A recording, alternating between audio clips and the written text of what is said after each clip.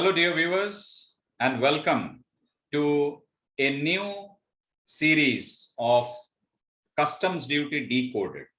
It will be a two-part series. In today's session, we are going to touch upon some theoretical aspect of customs duty. And in the second part, we will discuss about the rules that are applicable, the application of customs duty, and also we will be solving problems. So that will be in the second part. So the name of the series is Customs Duty Decoded, and this is part 1. In this particular session, we are going to cover the topics meaning of customs duty, objectives of levying customs duty, impact of GST on customs duty. Then we will discuss about customs duty rules for special economic zones and export-oriented units, and a meaning of few terms which are used in customs duty. So these are a few topics that we are going to cover in this particular session. So let's begin with the concept of the meaning of customs duty. Now, as the name suggests, customs, a tradition. When a product, when a goods is imported from a foreign country, basically, before the goods enter the custom barriers or custom frontiers of our country, it is but required to pay what is called as customs duty.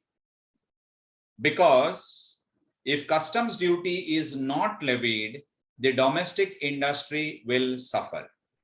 A simple example. Say, suppose I am traveling from Dubai, and while on the way to India, I have purchased a Sony color television and I'm bringing it along with me. Now, suppose if customs duty is not levied on such a product, say television, then the domestic television industries is going to suffer, because anyways one TV will be sold less in our country, because we have purchased a television from outside the country and we are bringing it into India.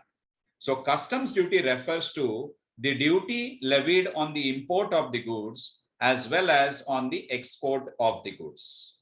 Now, very important point that we need to understand. So sometimes duty may be levied on the export of goods, but at present, as far as the GST application is concerned, there is no GST or IGST on export duty right now.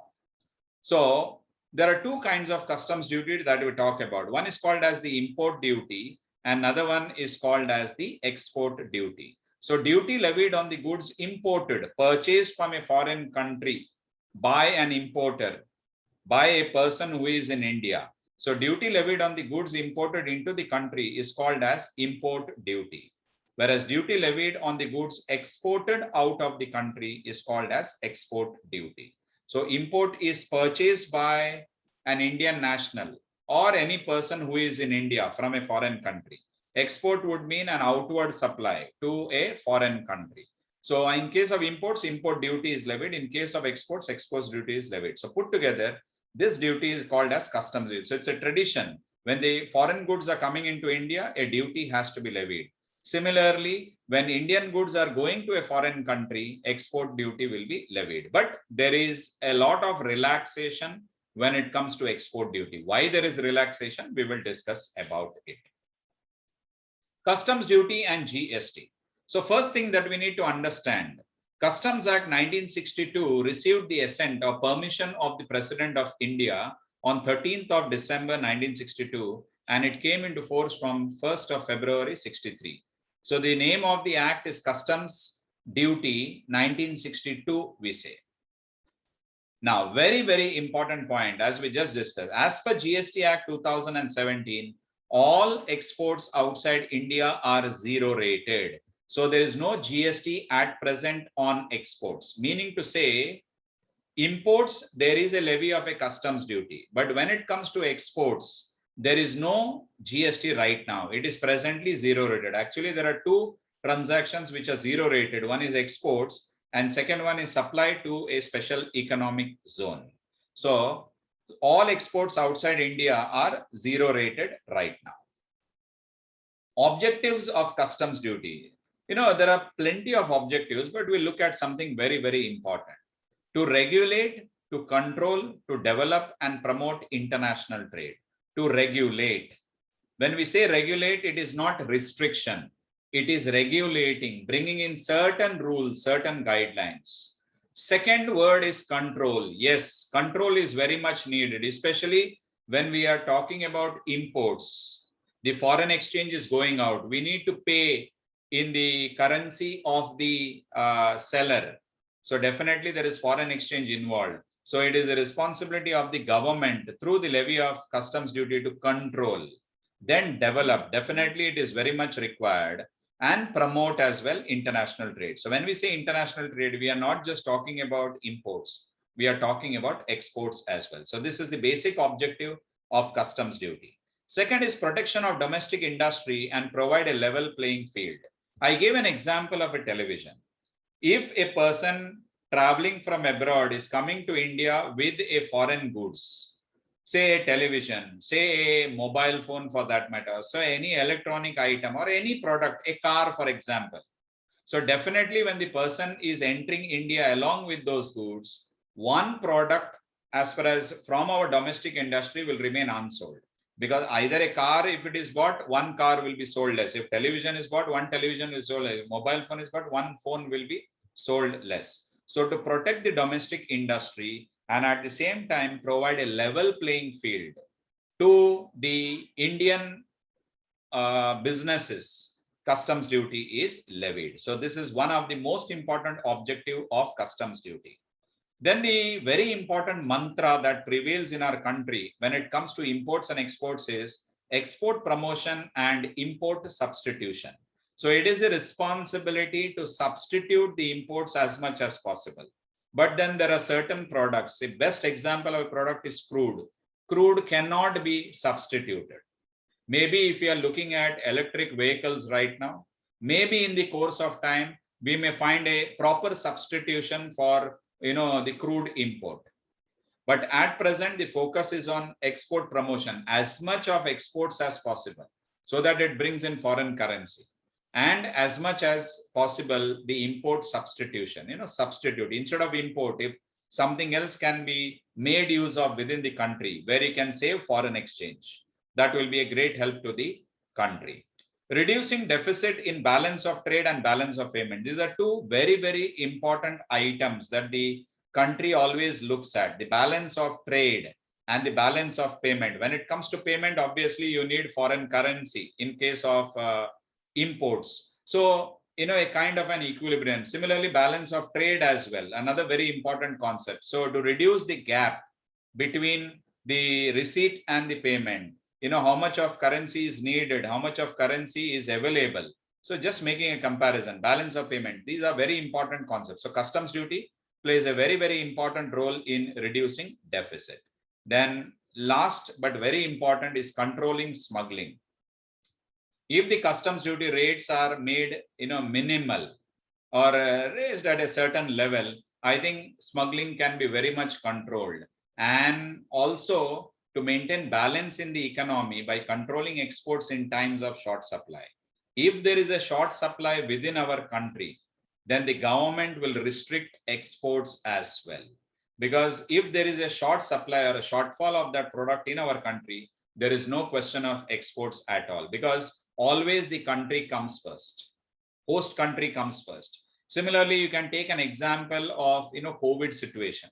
US had surplus COVID vaccines, but they did not share it with any other country initially, for the simple reason is, for them, United States of America comes first. Similarly, the Indian government will also take a step in the sense, if there is a short supply in India, then the export in such products will be controlled by the government, so that the product is made more available in the Indian market rather than exporting and making it available in the foreign market. So controlling smuggling and maintaining balance in the economy by controlling exports in times of short supply is another very, very important objective of customs duty. Let's move to the impact of GST on customs duty. This is the most critical slide that I can say in this particular presentation. One is introduction of IGST. So one very important point that we need to understand is, whenever there is an import, we are purchasing from a foreign country or a foreign supplier. Now, very important ones, we say there is an interstate supply. Though it is an inter-country between two countries, we call it as interstate supply from the GST point of view, and IGST will become applicable. And since IGST is applicable, IGST has replaced the two very important customs duty related duties called special additional duty and countervailing duty, known as SAD and CVD. So IGST has replaced special additional duty and countervailing duty. This is the first very important change that has happened because of GST. Then we have introduction of GST compensation cess, which is levied on imports of sin or demerit products like tobacco and tobacco related products and luxury goods. GST compensation cess is a very, very important item, because again, when we are importing cigarettes, tobacco related, importing cigarettes from a foreign country or cigars from a foreign country, GST compensation cess is levied. So one very important thing that we need to note is, whenever we are importing a sin product, a demerit product, or a luxury product for that matter, at that time GST compensation cess will be levied. So it is just for compensation and protecting the domestic industry. Now, whenever the goods are imported, it is very, very important to quote the GSTIN, the 15-digit alphanumeric number that every GST registered supplier possesses. That is, goods and service tax identification number must be quoted in the bill of entry. What is bill of entry? We will discuss in the list of documents or terms used in foreign trade. It is a must for availing the input tax credit on goods imported. So quoting GSTIN in the bill of entry is a must for availing input tax credit. So whenever the goods are imported, the document relating to the goods called as the bill of entry, that the goods have entered the territorial waters of India or the geographical boundaries of our country, it has entered, foreign goods have entered into India. So quoting of GSTIN is a must in that bill of entry. And last but very important point is, no input tax credit is available on basic customs duty. There are forms of customs duty we have. We have basic customs duty. We have something called as social welfare surcharge. Then we have protective duties like safeguard duty, anti-dumping duty. So these are all countervailing duty on subsidized articles. So these are some duties that are levied. But very important, among the list of duties, we have the basic customs duty, and no input tax credit is available on basic customs duty. So make a note of this. No input tax credit is not available on basic customs duty. So those are the impact of GST on customs duty. Let's look at some rules of customs duty for special economic zone and export oriented units. EOUs or export oriented units and special economic zone will be allowed to import commodities without paying basic customs duty. They can import goods without paying any customs duty and additional duties. So without paying basic customs duty and additional duties leviable under Section 3, Subsection 1 and Section 3, Subsection 5 of the Customs Tariff Act. GST would be charged on the import of goods or services or both, which are used in the manufacture by export-oriented units, which can be taken as input tax credit. So GST, whatever is charged, the IGST which is charged on the import of goods or services by the export-oriented units, we can use the same to avail input tax credit. So whatever is paid as IGST, input tax credit is available. Authorized business operations in connection with special economic zones shall be exempted from IGST. So when it comes to special economic zone, they have a big relief. Customs duty, no customs duty, first part. Second part is there is no IGST also as far as special economic zone imports are concerned. So authorized business operations in connection with SEZ are totally exempted from IGST. So this is about the customs duty rules for special economic zone and export oriented units. So export oriented unit, GST will be charged, but input tax credit can be availed. So both EOUs and SEZ, no question of paying basic customs duty or any other additional duty as normally leviable under a regular imports. But when it comes to EOU, GST would be charged on import of goods or services if it is used in the manufacture of products. Used in the manufacture of products. So input tax credit is available. But as far as special economic zone is concerned, here we no basic customs duty. Similarly, they have exemption from IGST as well. Meaning of a few terms under customs duty. Let's understand. Earlier, we discussed about something called as bill of entry. Now, what is this bill of entry? It is a document prepared by the importer to the presented by the importer to the customs authorities for taking delivery of the goods. Bill of entry is normally prepared by the exporter. It is sent to the importer along with the goods. So the importer, by presenting the bill of entry, can release the goods from the customs authorities. So whatever customs duty is payable, by producing the bill of entry, that means a document authenticating the goods, identifying the goods. So the document bill of entry is presented, customs duty is paid, and the goods are released by the importer. So that is about the bill of entry. Then we talk about bill of export. This is normally a document prepared by the exporter. Suppose if I am the exporter and selling goods to a buyer or my customer in, say, London, so I will prepare a bill of export and will make it available. This duty paying document prepared by the exporter when the goods are exported by land. So bill of export is the term that we use. Then we have shipping bill. This is bill of export or shipping bill, we say. If duty paying document, if the goods are exported by land, especially if we have a neighboring countries, and if it is exported by land, say India's trade relationship with Nepal for that matter, or Bangladesh for that matter, doesn't require travel by sea, doesn't require travel by air, though it is possible through air. So if the goods are exported by land, the exporter will prepare which is called as bill of export. Then shipping bill, it's a duty paying document again prepared by the exporter when the goods are exported by air or by sea.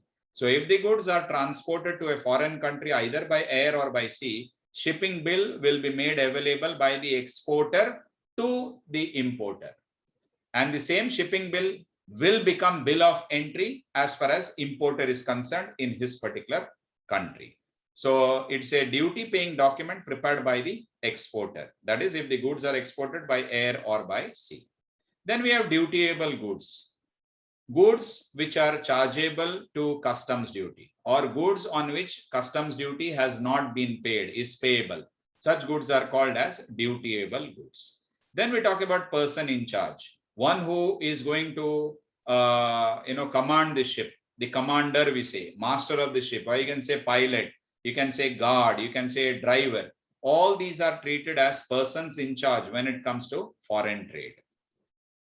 Then coastal goods. This is a very important concept. Suppose I want to transport goods, say from Mangalore port to, say, Chennai port. So goods transported by sea from one Indian port to another, these are called as coastal goods. And point to note, coastal goods are not dutiable goods.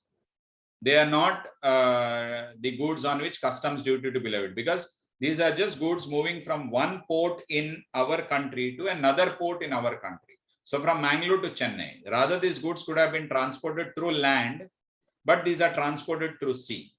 So these are called as coastal goods and no customs duty is levied on such goods. Then very important, what is the meaning of India? And point to note, same is the meaning of India for GST as well. When I say India, we are talking about the territorial boundaries of India. When will an import be called as an import? When will an export be called as an export?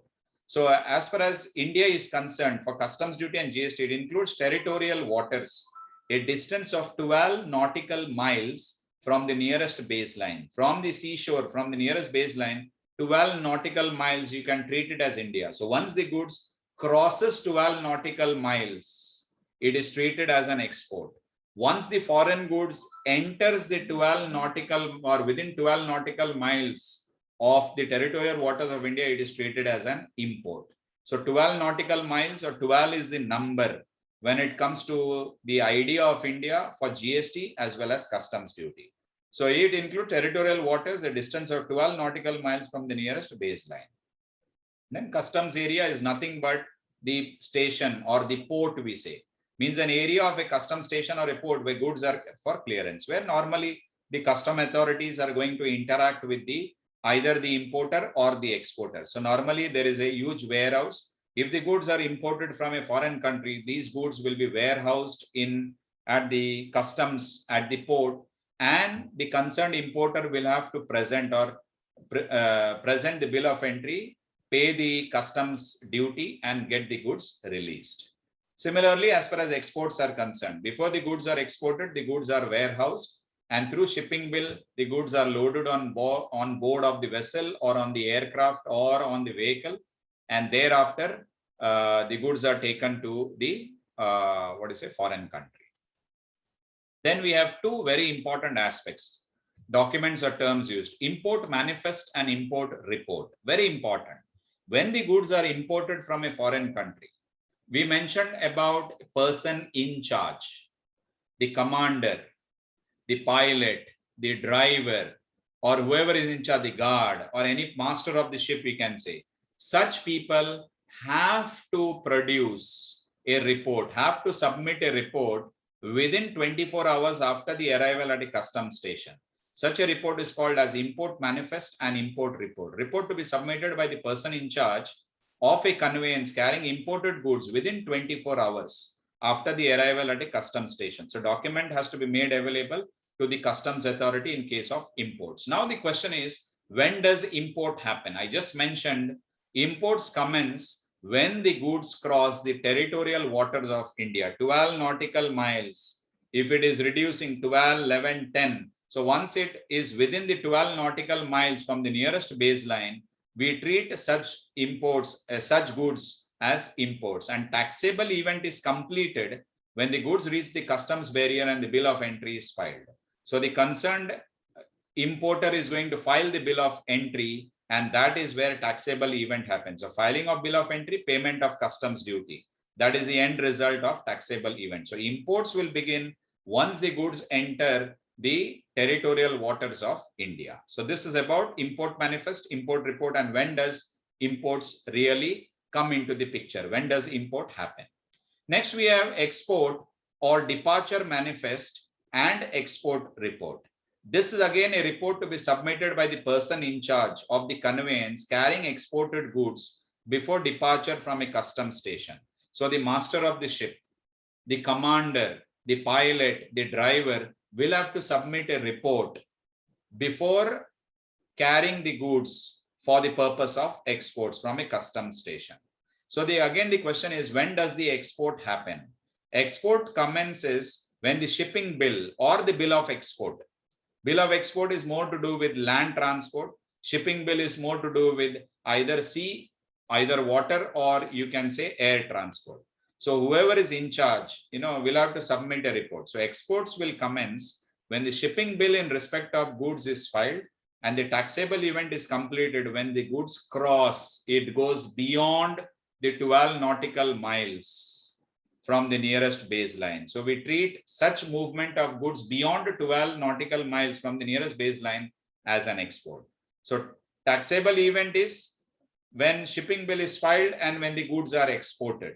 So exports commence when the shipping bill in respect of goods is filed, and taxable event is completed when goods cross the territorial waters of India, that is beyond 12 nautical miles from the nearest baseline. So that's all we have in this particular session, more so the theory part of customs duty. So in the next part, we are going to talk about types of customs duty. We are going to talk about items to be included in finding the assessable value of customs duty. And very important, we are going to talk about how do you calculate the assessable value and how do you levy customs duty in our next part.